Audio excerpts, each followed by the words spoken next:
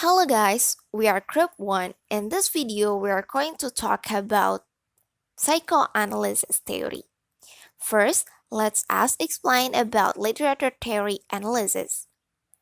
This is defined as a system or analysis used to examine and study different works of literature. And psychoanalytic theory is the theory of personality organization and the dynamics of personality development that guides psychoanalysis, a clinical method for treating psychopathology. So what about psychoanalysis theory is based on literature? We can say that this theory from psychological perspective applying theories and concepts from psychology to literary works. And that we will be discussing only one psychoanalysis theory to literature. But you might ask, when and where did it begin? Let us explain. Psychoanalysis is a method of treating emotional difficulties that involves communication between a psychoanalyst and an individual, with the goal of gaining insight into the individual's inner world and how it affects his or her emotions, behavior, and relationships. Psychoanalysis is also a system of ideas about the human mind and personality.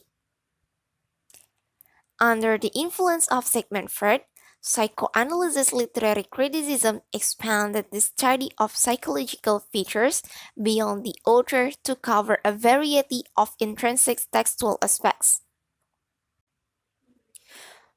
Freud's writings about psychoanalysis helped define the field of psychology in the 20th century, and are objects of study in such diverse fields as literature, intellectual history, and history of science. The core of psychoanalysis is the belief that all people possess unconscious thoughts, feelings, desires, and memories. Okay, talking about conscious and unconscious, let's talk deeper about it. Well, it is actually the human personality, and here's more explanation about it. The conscious mind. On the other hand, it includes everything that is inside of our awareness. For example, you are studying now and you are listening to these materials. It means that you are aware now. Or when you help your mothers to do the housework, that means you are also aware. Yep, nothing else but awareness.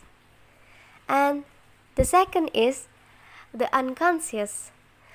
It happens when we do something without our awareness. For example, when we are dreaming during our sleep. Yeah. Or when you got hit on the head and then you passed out. This is the example of a time when you are unconscious. Actually, Freud's psychoanalytic theory of personality argues that human behavior is the result of the interactions among three level component parts of the mind. They are the id, the ego, and the superego. The first one is the id.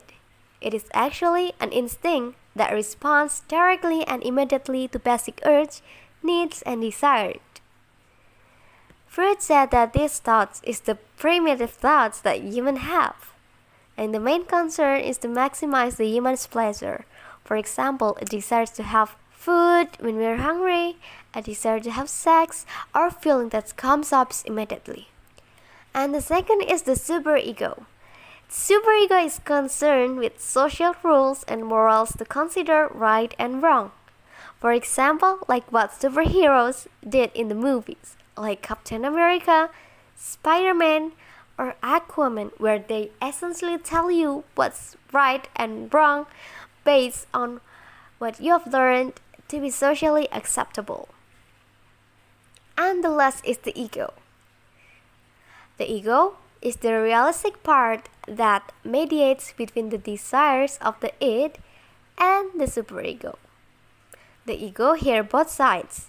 It makes sense all the informations and give the final decisions about how we should behave. So, it is in the middle between the id and the superego. But when it is failed to reach the superego or the it win, based on a research by Harvard Medical School, it can cause anxiety, moodiness, or depressive thoughts. For example, it has happened when people felt in the past about their expectations or relationships. So, as you can see on this diagram of the iceberg, well, the smaller portion above the water, it signifies the conscious mind, while the much larger portion below the water, it illustrates the unconscious mind. Yeah, as you can see, there are the white iceberg. Yep, that is there are still the conscious between the ego and superego, right? But it is not for the it, because the it is all about the unconscious. How can this be applied to literature? So here are Freud's theories that related to literature. The first one is Oedipus complex or Electra complex. The second one is the three-part psyche. This concept denotes by Freud, which states that all boys around the ages 4 or 5 will develop a sexual desire for their mother. So in this way, the boy will become jealous to their father and desire to kill them. He believed the same happened to the girls, as according to the Electra complex stated that all young girls will desire their father and fear their mother. He also believed a failure is overcome this innate desire would lead to future neurosis. It may sound a ridiculous concept and wondering. So there are two very well-known works which can analyze in psychoanalysis theory. The first one is William Shakespeare's Hamlet, and the second one is Alfred Hitchcock's Psycho. We can find prime example of this idea. And then we're going to apply the theory anyway to the literary works. Let's see the cases that compatible to be analyzed. The first is Alfred Hitchcock's Psycho. In these literary works, we analyze about a young man overly obsessed with his mother. As a young boy, Norman Bates was shown to a view of the world through this emotionally abusive woman. And their life long together, Norman developed a strong obsession. When his mother found a new partner, Norman was driven to kill him. So using the psychoanalysis theory, we can look at this film from a psychological perspective and relate it back to Freud's Oedipus complex theory. Norman's irrational jealousy was clearly a product of his unhealthy desire for his mother.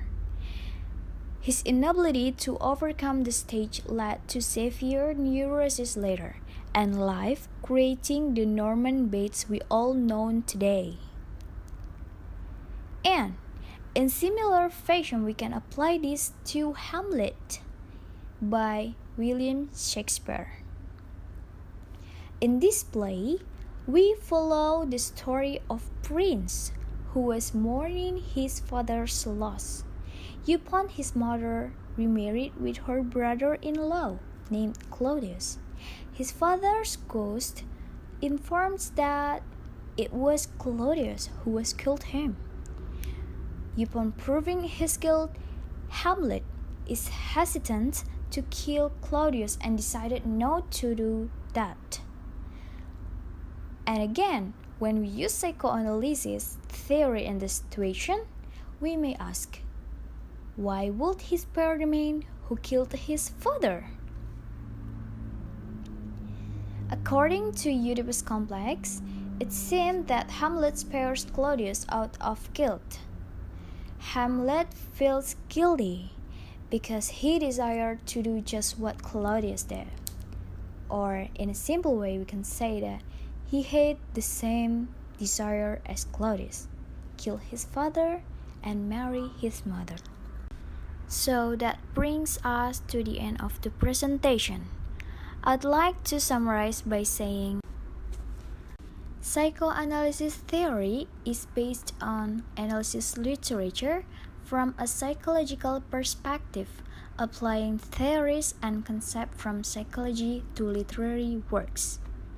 So, on its most basic level then, this theory wants to look beyond the superficial in the analysis of any situation, so this can clearly be applied to literature. If you guys have questions regarding the focus of this presentation, please feel free to contact us at Google Classroom or any platform. Thanks for your attention. Wassalamualaikum warahmatullahi wabarakatuh.